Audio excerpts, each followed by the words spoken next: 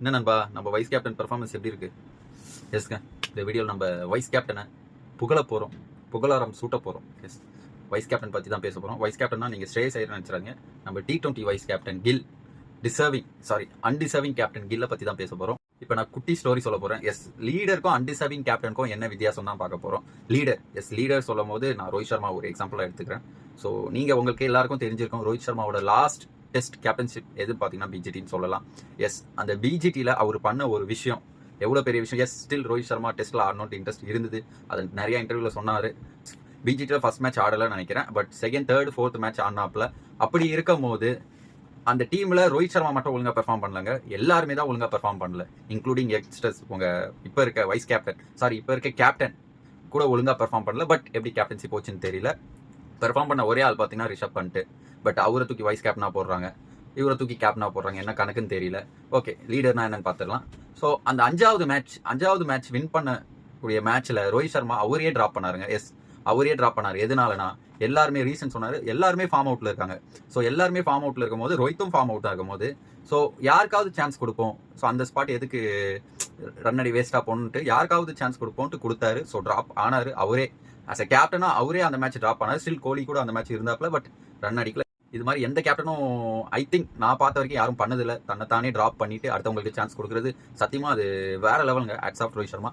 But நம்பால் என்ன பண்றாருன்னா அப்படியே ஆப்போசிட்டா இருக்காருங்க. T20ல டிசர்விங்காக கேட்டிங்கன்னா கண்டிப்பாக எல்லாருக்கும் தெரியும். ஈவன் கில் ஃபேன்ஸுக்கே தெரியுங்க. கில் ஃபேன்ஸ் யாராவது இருந்தால் சொல்லுங்க, உண்மையிலே கில் டிசர்விங்கான்ட்டு.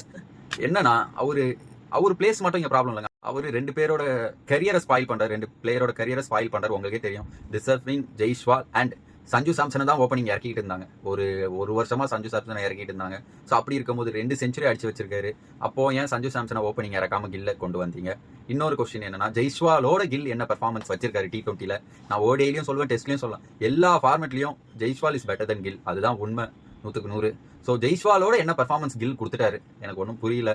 பட் கில்ல கேப்டனாக வச்சுக்கிட்டு அவருக்கு இப்போ எப்படின்னா, இந்த ஏதாவது ஒரு மேட்ச் அடிச்சிட்டாருன்னா அதை வச்சு அவங்க 2026 வேர்ல்டு கப் டிக் ஃபர்ஸ்ட் கில்ல செலக்ட் பண்ணிடுவாங்க. இப்போ அதுக்கு தான் வெயிட் பண்ணிக்கிட்டு இருப்பாங்க selectors.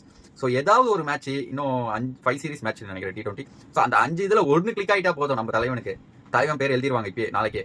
So 2026 world cup Gill selected first பேராக இருக்கும். ஈவன் சூரியகுமாரை கூட டவுட்டில் போட்டு வச்சுட்டு கில்ல செலக்ட் பண்ணுவாங்க. ஸோ அப்படி தான் போய்கிட்டு இருக்கு. என்ன பாலிடிக்ஸ் போகுதுன்னே தெரியல. ஒரு அன்டிசர்விங் கண்ணுக்கு எதிராக தெரியுது. அன்டிசர்விங் பிளேயர் ஆடுறதும், டிசர்விங் பிளேயர் உட்காந்துக்கிட்டு இருக்கிறதும், சப்ஸ்டியூட் இதில் இருக்கிறதும், சப்ஸ்டியூட்டாக கூட இல்லை நினைக்கிறேன், உட்கார வச்சுக்கிட்டு இருக்காங்க. அப்படி இருக்கும்போது உண்மையிலே T20 பார்க்க இன்ட்ரெஸ்டே இல்லைங்க. அதுதான் உண்மை. அண்ட் தென் ஸோ கில்லை பற்றி பேசினா அடிச்சுக்கிட்டே இருக்கலாம். அந்த அளவுக்கு அவரும் கண்டென்ட் தராரு, அடிக்கவும் மாட்டாரு, கண்டென்ட் கொடுத்துக்கிட்டே இருக்காரு.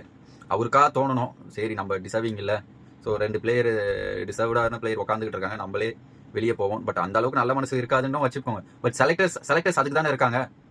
ஸோ டேட்டா வச்சு தானே எல்லாமே. கில் டேட்டா ரொம்ப மோசமாக இருக்கும் போது ஜெய்ஸ்வாலை போடலாமே, என்னன்னு தெரியல, போட மாட்டாங்க. ஓகே கைஸ், அண்ட் இன்னைக்கு ODI வேர்ல்டு கப் நடந்துகிட்டு இருக்கு உமன்ஸ். ஸோ அதுக்கும் நம்மளோட சப்போர்ட் என்னைக்குமே இருக்கும்.